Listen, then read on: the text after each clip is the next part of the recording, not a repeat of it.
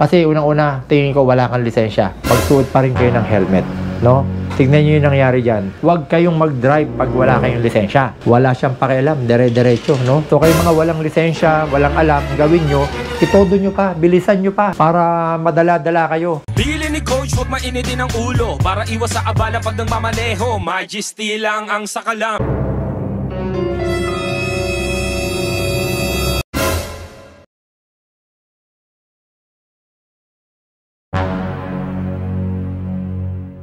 Yes, magandang araw mga ka-SP. So, tignan nyo yung video na yan, ano. Grabe yung mga, parang tingin ko bata lang talaga, no. Bata pa siya. Ang problema sa inyo, no, bata, walang lisensya, walang helmet. O ngayon, tignan nyo yung nangyari sa inyo ngayon. Nakabangga ka or nabangga ka. O anong ginawa mo? Takbo, lumayo. Bakit? Ba't ka lalayo? Ba't may iiwan ng motor mo? Kasi unang-una, tingin ko wala kang lisensya.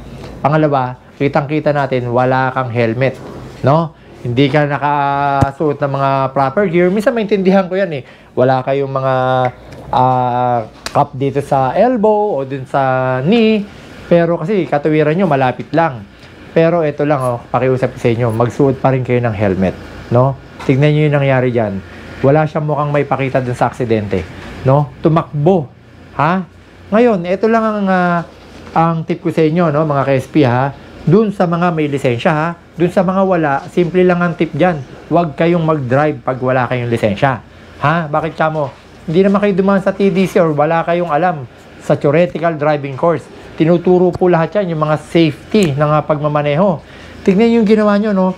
Ang dapat dyan, pag sa intersection, 15 meters bago ng intersection, ha? Mag-minor na kayo. Ha? Para kung halimbawang magkaroon kayo ng bulagaan dyan, makakapagpreno kayo. Pero nung ginawa nung rider na yon, wala siyang pakialam, dire-diretso, no? So bumangga siya. 'Di ba? So kayo mga walang lisensya, walang alam, ang gawin nyo, itodo nyo pa, bilisan nyo pa. Gawin nyo 100 kilometers per hour ang takbo nyo para madala-dala kayo. No, hindi kayo madala-dala eh hangga't hindi malala ang nangyayari sa inyo. So doon lang doon sa mga ka-SP natin na mga may lisensya, sumunod po tayo sa batas, sa rules and regulation ng ating batas. Okay? So, ingat lagi ha. Maraming po salamat. Bili ni Coach, huwag mainitin ang ulo, para iwas sa abala pag nagmamaneho. Majesty lang ang sakalam.